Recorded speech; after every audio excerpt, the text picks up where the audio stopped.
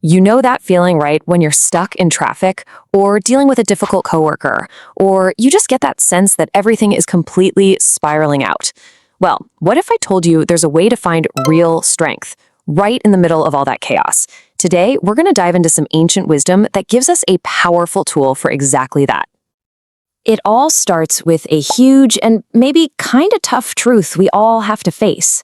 You just can't control the world around you. Nope, not what other people do, not the economy, and definitely not the weather. But here's the flip side, and honestly, this is a total game changer. While you can't control the world, you can absolutely control how you respond to it. And that, right there, that's where all your power is hiding. Now, listen, this isn't about being passive or just giving up. No way. It's actually the exact opposite. It's about letting go of the fight you can't win so you can pour all of your energy into the one you can. And when you do that, wow, that's where you find this incredible new kind of freedom. This idea has been around for a long, long time. In fact, it's the bedrock of an ancient philosophy called Stoicism.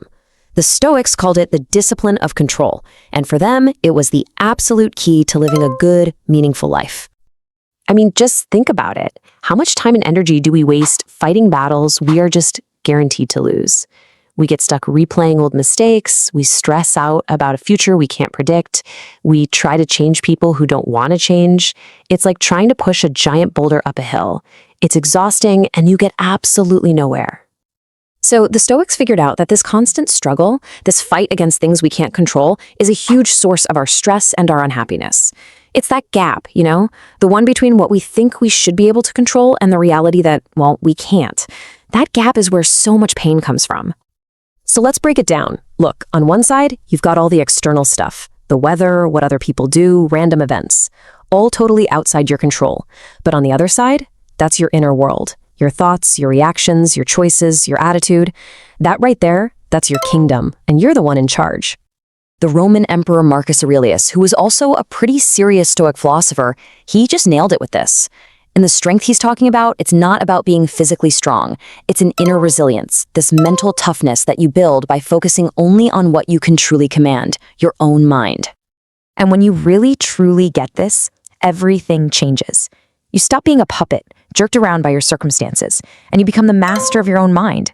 Your inner peace is no longer held hostage by whatever the world decides to throw at you.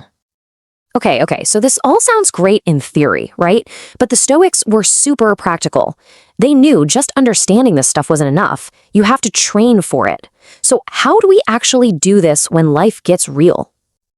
Let's use a metaphor that the Stoics really loved. Picture this. You are the captain of a ship, and you're caught in a massive, raging storm. The wind is howling, huge waves are crashing over the deck. You're in the middle of it. All right, so that storm, that's the thing you can't control. Now, the common reaction is to panic, right? To shake your fist at the sky and just wish it would stop. But a Stoic captain knows that's a complete waste of energy. Instead, they accept the storm for what it is and focus on the one thing they can control, adjusting the sails to navigate through it. And we all face these storms in our own lives, don't we? It could be a nasty comment from someone, a sudden job loss, or maybe a health scare that just flips your world upside down.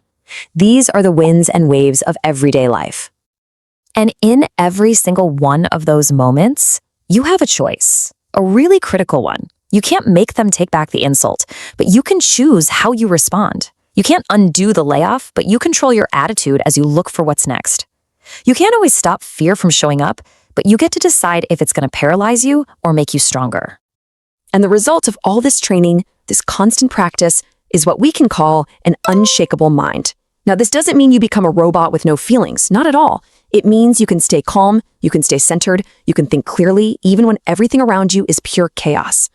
So this isn't just some philosophy to read about and admire. It's a workout for your mind. It's a training program. And guess what? That training starts right now.